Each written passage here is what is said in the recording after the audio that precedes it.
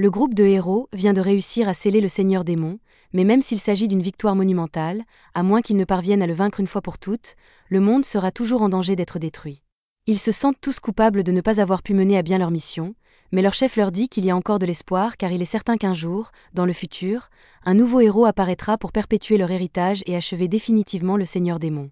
Plusieurs années plus tard, le groupe de rang à Thunder Pike est au milieu d'un raid dans un donjon public. Pendant que les deux combattants attaquent, les utilisateurs de magie commencent à lancer leurs sorts, et grâce au buff de Yuka, la supportrice du groupe, ils parviennent à abattre une hydre en un temps record. Individuellement, les membres de Thunder Pike sont déjà très forts, mais lorsqu'ils travaillent ensemble, ils sont presque imbattables, ce qui explique en partie pourquoi ils ont tant de fans.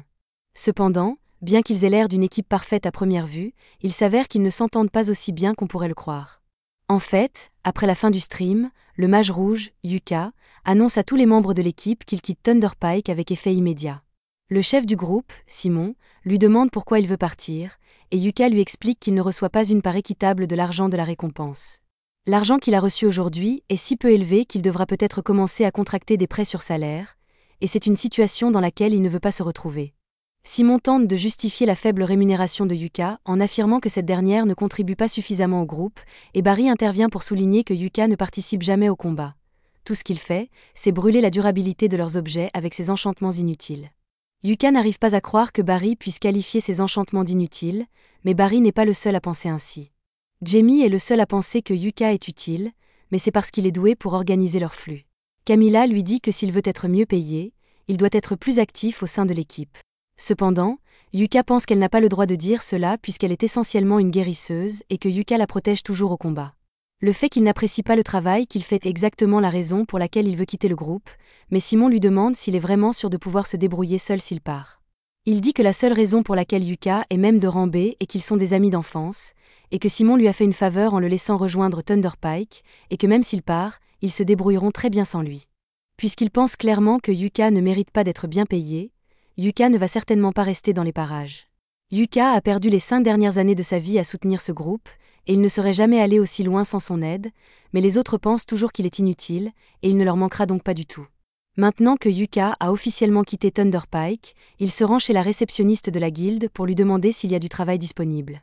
Elle est surprise qu'un aventurier aussi célèbre que lui soit à la recherche d'un emploi, alors elle lui demande s'il s'est passé quelque chose avec Thunder Pike, et Yuka explique qu'il a démissionné. La réceptionniste n'a pas l'air surprise, car ce genre de choses arrive souvent, et elle tend à Yuka un formulaire à remplir pour qu'elle puisse lui donner un nouveau groupe. Une fois le formulaire rempli, il le remet à la réceptionniste, mais à ce moment-là, une fille se précipite vers lui pour le serrer dans ses bras.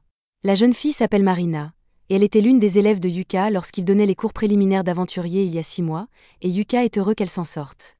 Elle est curieuse de savoir pourquoi Yuka est ici, alors elle lui demande, et il lui dit qu'il est actuellement à la recherche d'un nouveau groupe depuis qu'il a récemment quitté Thunder Pike.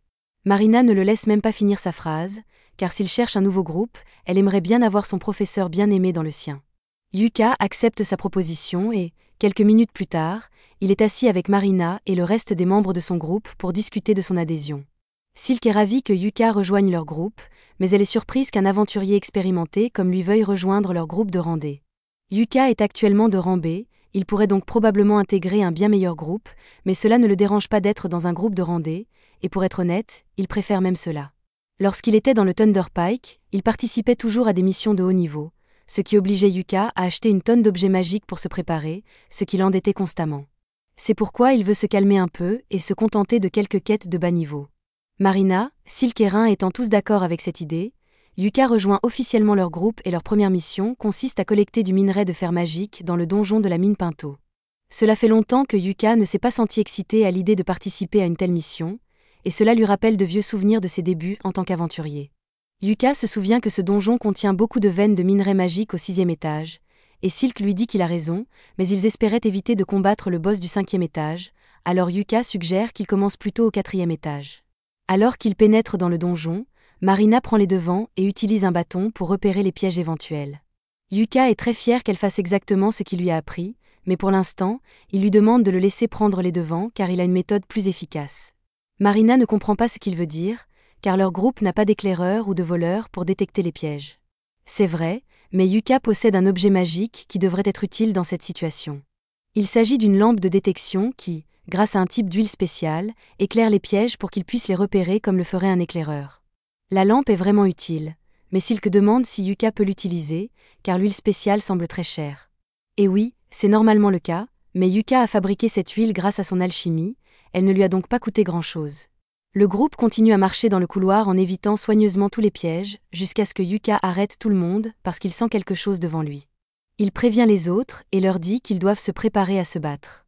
Ils se précipitent donc tous ensemble et sont confrontés à un groupe de bogles. Silk décide de prendre l'initiative et tire le premier coup pour abattre l'un des bogles. Marina se précipite pour frapper les autres, tandis que Yuka lance des enchantements physiques qui se chevauchent sur elle pour qu'elle puisse mieux se battre, et en même temps, il lance un affaiblissement sur les bogles pour les désorienter. Pendant que les bogles sont désorientés, Marina passe à l'attaque, et d'un seul mouvement fluide, elle parvient à les couper tous les deux en deux, ce qui la surprend elle-même. Elle se retourne pour demander à Yuka si la sensation qu'elle vient de ressentir est due à sa magie, et Yuka confirme qu'il a lancé 3 types d'enchantements sur Marina pour l'aider dans son combat. Rin n'arrive pas à croire que Yuka ait pu lancer 3 enchantements en même temps, et qu'il l'ait fait sans incantation, mais Yuka ne trouve pas cela très impressionnant, alors il dit qu'ils devraient continuer à avancer. Alors qu'ils poursuivent leur chemin dans la mine, il demande aux filles quelle est leur routine habituelle pour l'exploration des donjons.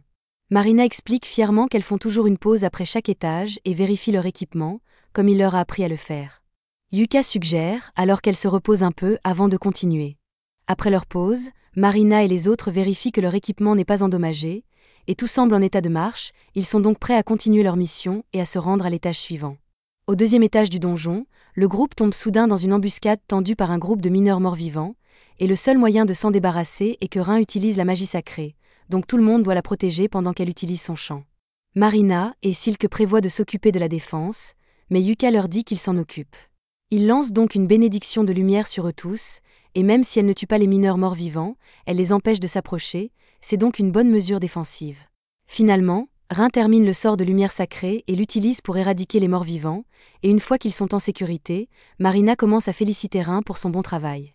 Yuka la félicite également, car il n'y a pas beaucoup de gens capables d'utiliser la magie de la lumière à l'échelle de ce que Rin vient de faire, mais cela a probablement drainé une tonne de mana, alors il lance rafraîchir le mana pour l'aider à se rétablir.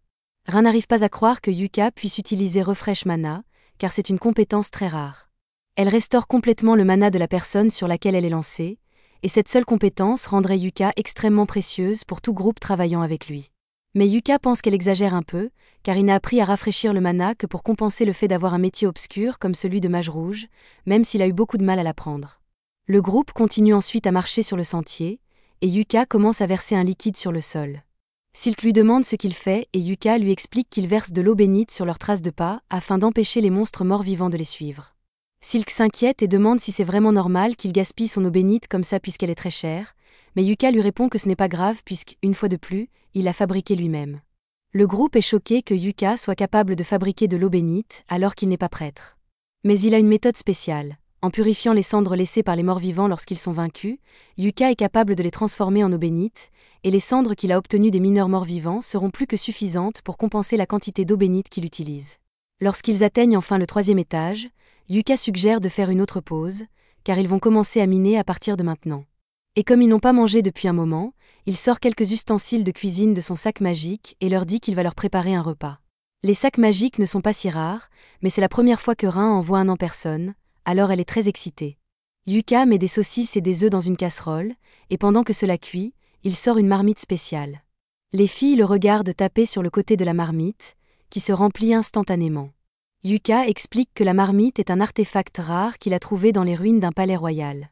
Elle se remplit d'une soupe aléatoire à chaque fois qu'on l'utilise, ce qui est très pratique. Les filles sont très reconnaissantes à Yuka, car c'est la première fois qu'elles ont l'occasion de manger un si bon repas en plein milieu d'une mission dans un donjon. Mais lorsque Silk examine la nourriture de plus près, elle se rend compte que du mana en émane. Elle interroge Yuka à ce sujet, mais il lui répond qu'il n'y a rien de spécial dans cette nourriture puisqu'il l'a simplement préparée avec beaucoup d'amour. Ses talents d'alchimiste ont peut-être accidentellement enchanté la nourriture, mais cela ne devrait pas poser de problème. Le groupe arrive finalement au 4e étage du donjon et se retrouve face à un lézard des roches. Alors que le monstre fonce sur eux, Yuka lui lance un sort de lenteur qui le fige sur place.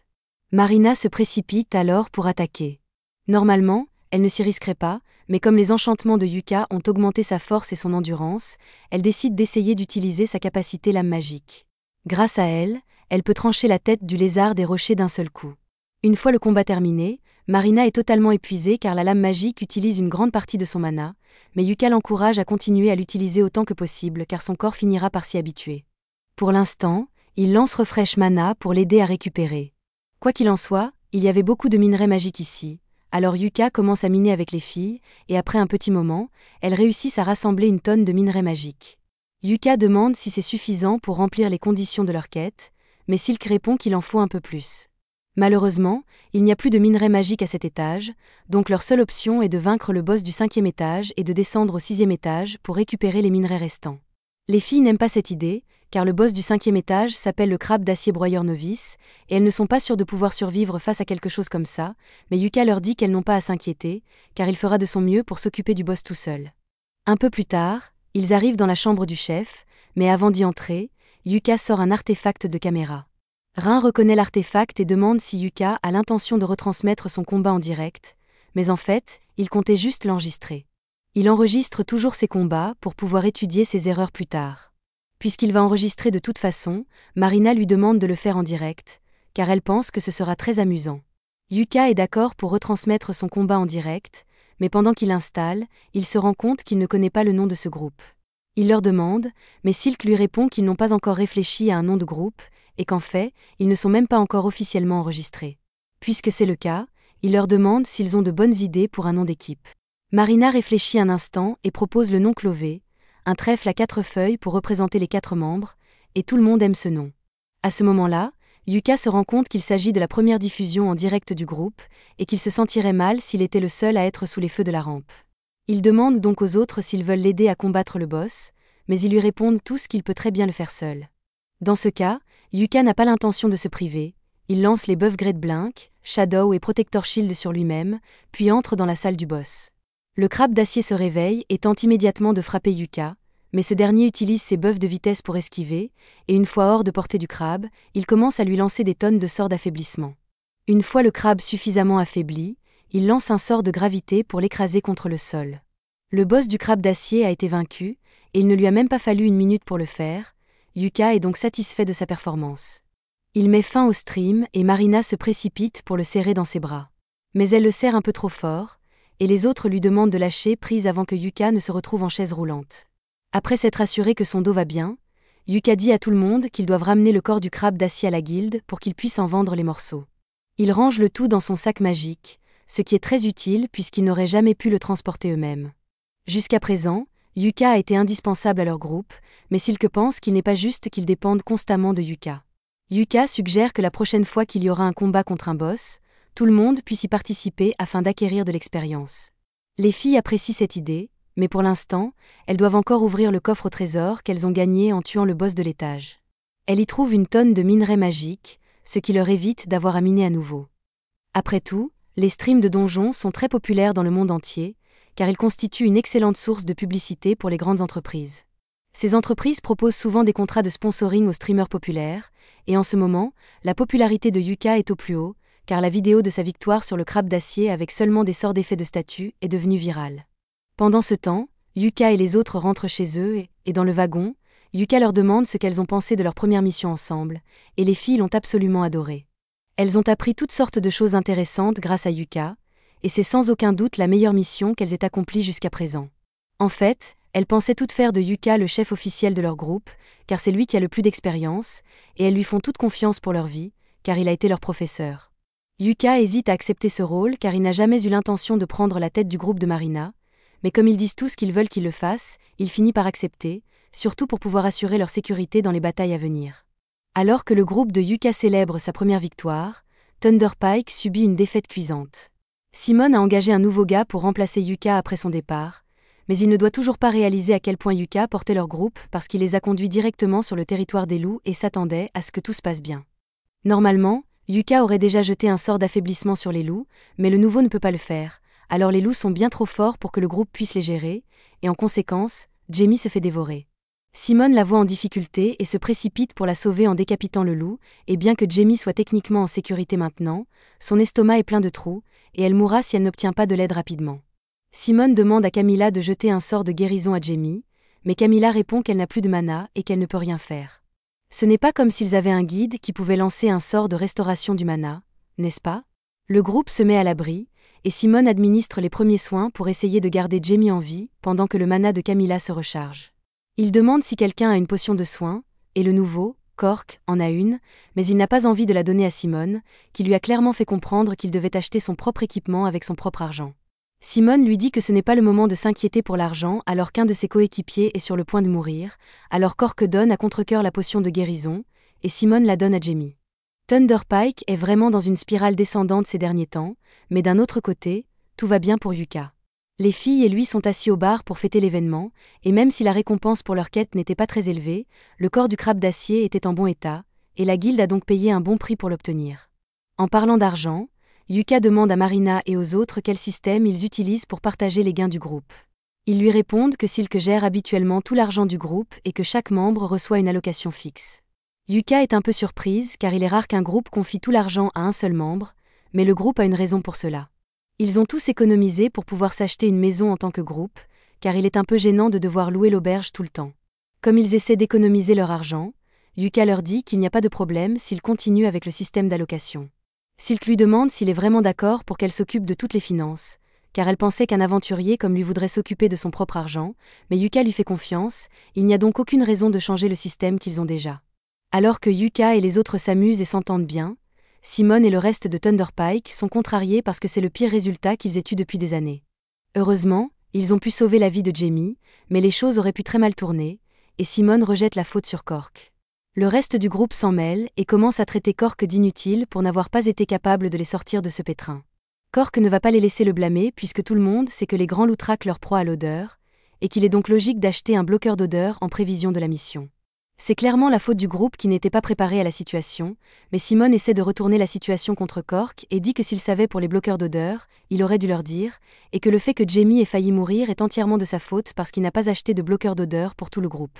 Il se rend compte qu'il ne veut pas faire partie d'un groupe où personne n'est prêt à assumer la responsabilité de ses erreurs et il démissionne sur le champ. Yuka l'entend et n'arrive pas à croire que Thunderpike n'a toujours pas appris de ses erreurs, mais cela ne le concerne plus. Il se retourne vers les filles et Marina leur dit ce qu'elles doivent faire demain. Silk se souvient de ce que Yuka lui a dit un jour, à savoir qu'il est important de prendre un jour de repos après chaque mission, et elle leur propose de le faire. Tout le monde est d'accord, et puisque Yuka aura un jour de congé, il décide de faire quelques courses. Il doit se réapprovisionner en potions et en parchemins, et il doit encore transformer les cendres de morts-vivants qu'il a récupérées en eau bénite afin de reconstituer son stock.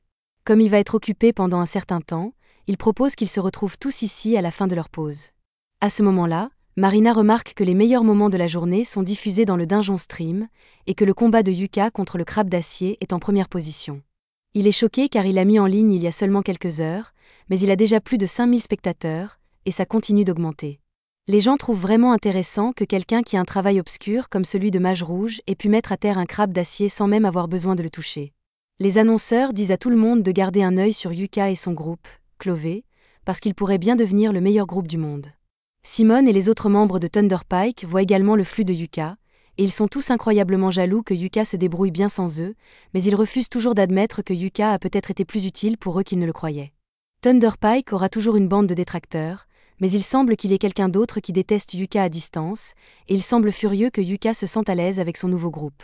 Quelques jours plus tard, Yuka est de retour à la guilde, et il regarde le tableau d'affichage pour voir s'il peut trouver des quêtes qui conviendraient aux filles. Voyant qu'il a du mal à se décider, la réceptionniste s'approche et lui demande si elle peut l'aider. Yuka lui demande s'il existe des quêtes assez faciles pour un groupe de novices, mais qui rapportent une somme d'argent décente. La réceptionniste lui répond qu'il est un peu trop optimiste. Il ne trouvera jamais de quête parfaite, mais compte tenu des circonstances, elle lui indique une quête de rang, c'est qui consiste à aller chercher des pierres magiques dans la forêt d'Ordon. Yuka pense que cela pourrait fonctionner, mais il est un peu curieux de savoir pourquoi la quête est de rang, c'est alors qu'aller chercher des pierres magiques n'est généralement que de rang D. La réceptionniste explique qu'une grande bête magique a été aperçue près de la forêt, et que cette quête est donc un peu plus dangereuse que la normale. Marina entre alors dans la guilde, et dès qu'elle entend le mot « quête », elle crie immédiatement que leur groupe va l'accepter. Yuka lui demande de le laisser finir ses explications avant d'accepter la quête, mais Marina dit qu'elle n'a pas besoin de connaître les détails car, si Yuka pense qu'ils peuvent s'en charger, alors elle est sûre qu'ils seront capables de le faire. Ce ne devrait pas être trop difficile puisqu'elle et les autres ont déjà fait une quête dans cette forêt, bien qu'elles ne comprennent pas pourquoi cette quête serait de rang C alors que toutes les autres quêtes sont de rang D. C'est alors que Yuka intervient et dit que la quête Endurance c'est parce qu'une bête magique vit quelque part dans cette forêt. En entendant qu'il y a une bête magique dans la forêt, les filles se demandent si c'est une bonne idée de faire cette quête, mais elles décident finalement de la faire quand même, car si Yuka est avec elles sont sûres que tout se passera bien à la fin. Dans ce cas, Yuka leur dit de préparer leurs affaires et de le retrouver 1 heure plus tard devant la diligence pour qu'ils puissent se rendre dans la forêt. À ce moment-là, la réceptionniste revient avec le reçu de la quête, et tout cela semble un peu trop commode. Alors il demande à la réceptionniste si elle a planifié les choses pour qu'elle se termine ainsi, et elle ne nie pas avoir un rôle à jouer dans tout cela. Le stream que Yuka a fait hier lui a valu plus de 10 000 fans, et tous sont impatients de voir le prochain stream de Yuka. Yuka est un peu gêné, car il n'avait pas réalisé que son stream lui vaudrait autant d'attention. Il ne voit aucun inconvénient à continuer à diffuser ses combats, car cela attire l'attention sur les filles, et si elles parviennent à trouver cette bête magique, le fait de la voir en vidéo serait une bonne chose pour les archives de la guilde. Pendant que Yuka parle de tout cela, l'homme de tout à l'heure devient de plus en plus furieux. Alors que Yuka quitte la guilde, il le suit. Yuka se rend immédiatement compte qu'il est suivi, car l'homme qui le suit fait un très mauvais travail, et il se réfugie dans une ruelle pour s'enfuir. Il espérait semer son harceleur, mais pour un gros, il est plutôt rapide et rattrape Yuka. Yuka lui demande s'il a quelque chose à faire avec lui, et l'homme exige que Yuka quitte Clovey immédiatement. Yuka lui répond qu'il n'en est pas question, d'autant plus qu'il est le chef du groupe. L'homme n'arrive pas à croire que ses filles ont fait de Yuka leur chef après une seule journée passée ensemble, alors qu'il leur a proposé de rejoindre leur groupe 1 million de fois, et qu'elles ont toujours refusé. Yuka comprend ce qui se passe ici. Ce type voulait se constituer un harem de jolies filles d'aventure, mais Marina et les autres ont refusé qu'il les rejoigne, et maintenant, voir un autre type vivre son rêve l'a rendu irrationnel. L'homme dégaine son épée pour attaquer si Yuka n'accepte pas de quitter le groupe de filles, alors Yuka lance tranquillement un piège au pied de l'homme et s'en va. Alors que Yuka s'éloigne, l'homme tente vraiment de l'attaquer, mais le piège de Yuka le fait glisser et tomber par terre. Une fois dans la calèche, Yuka parle aux filles de sa rencontre fortuite. Elles reconnaissent le gars comme étant Bezio et disent à Yuka qu'il essaie de rejoindre leur groupe depuis longtemps. Elles demandent si Yuka va bien, car elles détesteraient qu'il lui arrive quelque chose de grave à cause d'elle, mais Yuka leur assure que ce n'est pas de leur faute. De plus, il a laissé ce type inconscient au milieu de la rue, alors ils n'ont qu'à le dénoncer à leur retour en ville. Entre-temps, avant qu'ils n'arrivent à destination, Yuka veut revoir une dernière fois l'objectif de leur mission. Ils vont chercher 3 pierres magiques dans la forêt d'Ordon, et comme les autres disent qu'ils y sont déjà allés, ils leur demandent comment c'était quand ils y sont arrivés. Selon Marina, ils y étaient il y a 2 mois, mais maintenant qu'elle y pense, elle n'a rencontré aucun monstre. Après avoir entendu cela, Yuka réalise que la bête magique devait déjà être dans la forêt il y a 2 mois. Ainsi, la guilde obtiendra des informations précieuses sur la bête, et si elle ne parvient pas à la vaincre, il sera facile d'appeler des renforts en cas de besoin. Une fois arrivé dans la forêt, Yuka lance le streaming et le groupe commence à se frayer un chemin dans la forêt. Yuka décide d'être à l'arrière-garde car les bêtes attaquent généralement par derrière, mais Marina demande si c'est vraiment bien qu'il soit à l'arrière-garde car c'est là qu'il est le plus en danger. Yuka lui répond qu'elle n'a pas à s'inquiéter car non seulement il peut utiliser Blink Step pour s'enfuir si sa vie est vraiment en danger, mais ses vêtements ont aussi de très bonnes statistiques de défense, donc il peut prendre quelques coups avant de tomber. Ils atteignent bientôt la cascade où ils doivent rassembler les pierres magiques, mais juste avant qu'ils ne l'atteignent, Yuka dit à tout le monde d'attendre parce qu'il sent que quelque chose arrive. La bête magique se révèle enfin, mais toute la confiance que Yuka avait plutôt s'envole, car cette chose est un monstre de haut niveau que l'on ne trouve habituellement que dans les parties les plus profondes du donjon, un Zarnag. Les filles sont loin d'être assez fortes pour gérer cette chose ou même survivre 1 minute contre elle. Alors Yuka se met devant elle et dit à Silk de mener les autres à la guilde des aventuriers et d'obtenir des renforts pendant qu'il tient cette chose ici. Cependant, les filles savent que Yuka n'a aucune chance contre cette chose s'il se bat seul, alors elles refusent de le quitter, sinon, il risque vraiment de mourir.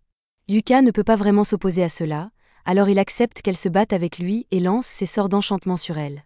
Marina et lui s'occupent de la première ligne, Marina charge donc en premier, mais le Zarnag la repousse sans effort. Yuka tente d'utiliser ses effets de statut superposés sur le Zarnag, mais bien qu'il l'affaiblisse, il ne lui inflige pas beaucoup de dégâts, si bien qu'il n'a plus beaucoup d'options pour le moment. Il n'y a qu'une seule chose dans son arsenal qui puisse arrêter cette chose, alors Yuka décide de faire tout ou rien. Cependant, il a besoin de Marina pour gagner du temps afin de pouvoir lancer le sort. Marina accepte de distraire la bête, elle s'approche d'elle et fait de son mieux pour garder son attention tout en esquivant ses attaques. Même lorsqu'elle est sur le point de se faire prendre, Silk et Rin l'aident grâce à leur magie. Grâce à leurs efforts combinés, Yuka a eu le temps de finir de lancer le sort de niveau 5, un missile prismatique extrêmement destructeur. Maintenant qu'il est terminé, Yuka le tire directement sur le visage de la bête. Après que le missile prismatique est frappé, il ne semble pas avoir fait grand-chose au début, mais peu après, un monstre commence à cracher du sang, ce qui signifie qu'il a été gravement blessé. Rin lance alors un sort d'éclair de tonnerre de 5e catégorie pour électrocuter le monstre, et pendant qu'il est paralysé, Yuka ordonne à Marina de lui couper la tête. Marina fonce et active son épée magique tandis que Yuka la dote d'un sort d'attaque critique, ce qui lui permet de trancher la tête du monstre d'un seul coup. Maintenant que le combat est terminé, Yuka tombe à genoux de soulagement, car il n'arrive pas à croire qu'ils ont réussi à vaincre le monstre sans qu'aucun d'entre eux ne meure.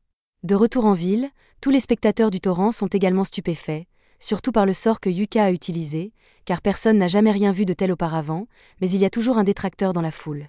De retour dans la forêt, Yuka se sent un peu étourdi à cause de tout le mana qu'il a dû utiliser pendant le combat, mais dans l'ensemble, il est toujours en bonne condition. Il est content que tout se soit bien passé, mais ce combat était bien trop dur pour un groupe de débutants comme eux, et la seule raison pour laquelle ils ont réussi à s'en sortir vivants, c'est qu'ils ont eu de la chance. Il dit aux filles qu'il va les gronder plus tard à cause de leur comportement imprudent, mais les filles pensent que Yuka est tout aussi imprudent qu'elle parce qu'il s'est lancé seul dans la bataille, s'attendant totalement à se faire tuer, et c'est un comportement inacceptable. Yuka ne peut pas nier qu'il était prêt à se sacrifier, alors il fait un compromis et dit qu'ils pourront tous parler de leurs griefs plus tard. Pour l'instant, ils devraient probablement se laver car ils sont tous couverts de sueur, et Marina est couverte de sang de Zarnag. Pendant que les filles se baignent dans la rivière, Yuka commence à installer le camp, ce qui lui rappelle de bons souvenirs d'il y a 6 mois. À l'époque, Yuka était chargé d'entraîner l'équipe de Marina, et il était impressionné par la façon dont les filles s'adaptaient au travail d'aventurier, mais il y avait quelques points à améliorer. Marina était un peu maladroite, Silk était trop prudente et Rin était vraiment timide. Malgré tout, au vu de leur performance, si cela ne tenait qu'à Yuka, il leur aurait donné leur licence d'aventurière à l'instant même. Plus tard dans la nuit, les filles avaient monté leur tente, préparé du bois de chauffage et mis en place des alarmes en cas d'attaque de monstres. En les regardant travailler, Yuka éprouvait un sentiment de fierté, car il savait qu'elles deviendraient de grandes aventurières à l'avenir, mais il n'aurait jamais pu imaginer qu'ils finiraient par rejoindre leur groupe. Quelques jours plus tard, le groupe est de retour à la guilde, et il semble qu'ils aient été convoqués pour rencontrer le maître de la guilde, ce qui rend les filles un peu nerveuses. Elles demandent à Yuka si cela signifie qu'elles ont des ennuis, mais il pense que cette réunion concerne probablement le Zarnag qu'elles ont vaincu. Une telle mission aurait dû être classée au rang B, mais pour une raison ou une autre, elle a été classée au rang D. Une enquête s'impose donc. C'est alors que le maître de guilde Benwood entre, et les filles sont tellement intimidées par sa présence qu'elles se mettent immédiatement au garde à vous. Il s'approche de Yuka et lui demande de s'expliquer, mais Yuka n'a rien fait de mal et dit à Benwood qu'il a déjà fourni toutes les informations pertinentes dans le rapport qu'il a rédigé pour la guilde. Benwood ne se contente pas d'un rapport objectif, il exige une explication détaillée. Mais avant qu'il ne discute de quoi que ce soit, Yuka demande à Benwood d'arrêter de jouer les durs à cuire car cela effraie les filles. Marina tente d'empêcher Yuka de parler au maître de la guilde avec autant de désinvolture, car il s'agit d'une personne très puissante, mais le maître de la guilde respecte beaucoup Yuka, et il n'y a donc pas besoin de formalité entre eux. Benwood dit à tout le monde qu'ils peuvent s'asseoir, et il sait déjà ce qui s'est passé dans la forêt, mais il veut savoir ce que Yuka pense de toute cette situation. Yuka lui dit qu'il soupçonne qu'il s'agit d'un débordement qui a provoqué l'apparition d'un monstre plus fort que d'habitude de plusieurs niveaux. Benwood est d'accord avec la conclusion de Yuka et demande immédiatement à son secrétaire de lancer une enquête d'urgence pour faire toute la lumière sur cette affaire.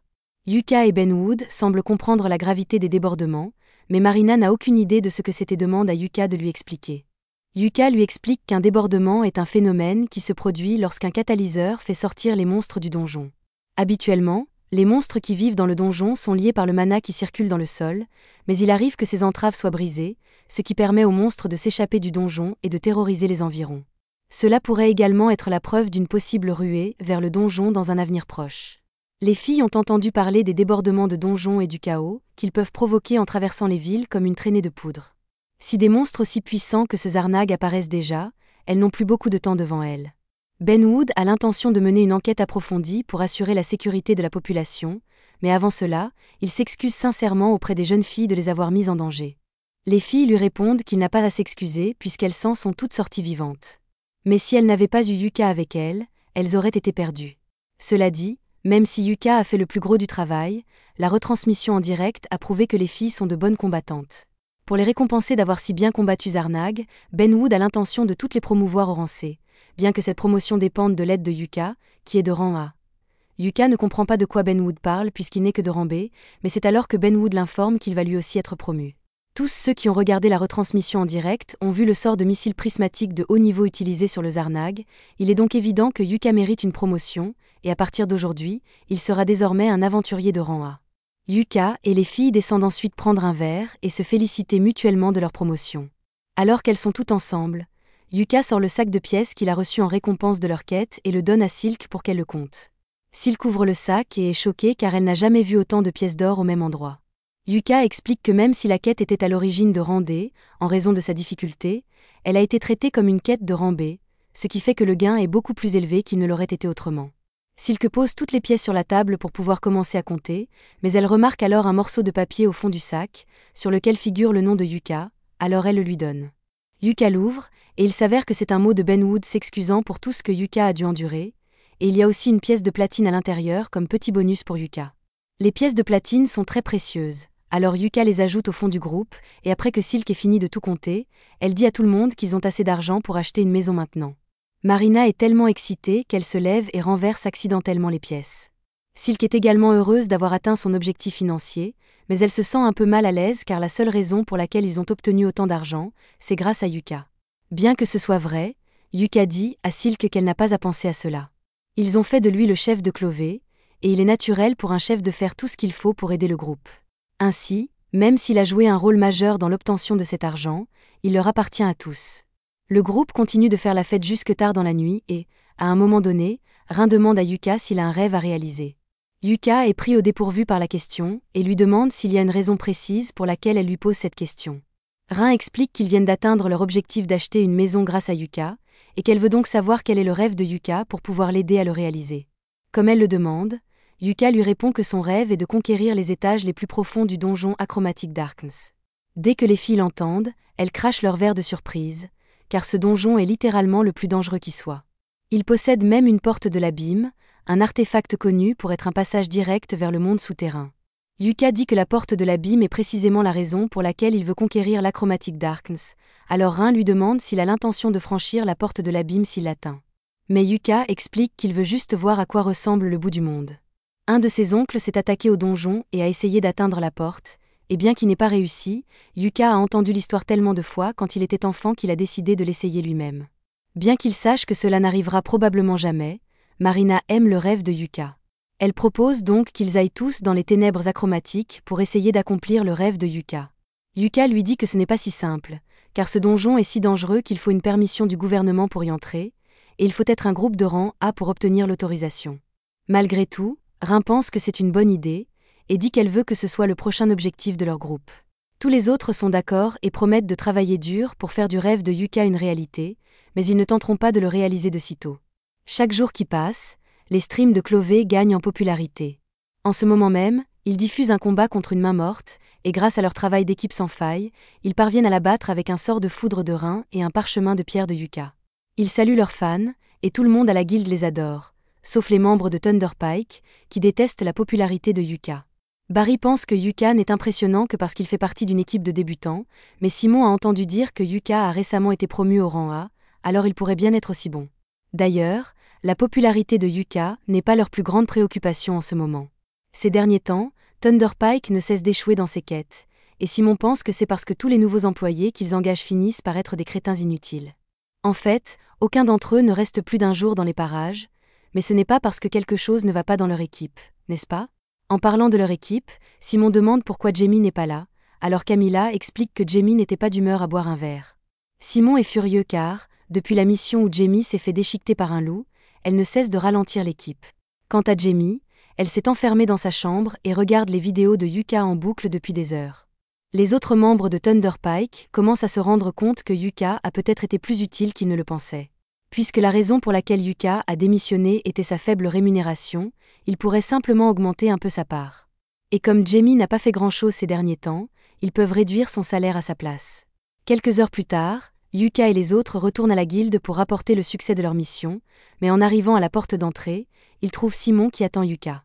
Yuka est un peu fâché de revoir Simon, il dit donc aux filles d'entrer sans lui, puis il demande à Simon ce qu'il veut. Simon va droit au but et dit qu'il accorde à Yuka l'honneur de rejoindre Thunder Pike. Yuka n'arrive pas à croire ce qui vient de sortir de la bouche de Simon, mais ce dernier essaie de le convaincre en lui rappelant que son rêve de voir la porte de l'abîme ne peut se réaliser que s'il fait partie d'un groupe de rang A comme Thunderpike. De plus, depuis que Yuka a quitté Thunderpike, ils ont du mal à terminer les quêtes, alors Simon dit que c'est la responsabilité de Yuka de revenir et d'arranger les choses. Yuka écoute tout ce que Simon a à dire, mais c'est dommage qu'il s'en moque. Bien que Simon et lui aient été des amis d'enfance, cela ne signifie rien après tout le manque de respect que Simon lui a témoigné, et Yuka ne veut plus jamais avoir affaire à lui. Il entre alors dans la maison, laissant Simon réfléchir aux conséquences de ses actes. Pendant ce temps, Bézio observe tout ce qui se passe et semble avoir une idée sinistre en tête. De retour à l'intérieur, Yuka retrouve les filles, qui lui demandent ce qui s'est passé avec le type à l'extérieur. Yuka explique qu'il s'agissait de Simon, le chef de son ancien groupe, et dès que Marina l'entend, elle s'inquiète car Yuka pourrait finir par rejoindre Thunderpike. Mais, comme Yuka l'a dit plus tôt, rien sur Terre ne l'amènera à retourner dans ce groupe de spectacle. Cela mis à part, ils doivent encore rapporter le succès de leur mission à la guilde, alors ils se rendent tous à la réception, et après, ils prendront un verre pour fêter l'événement. C'est ainsi que se termine l'épisode 3. Abonnez-vous pour ne pas manquer la prochaine partie.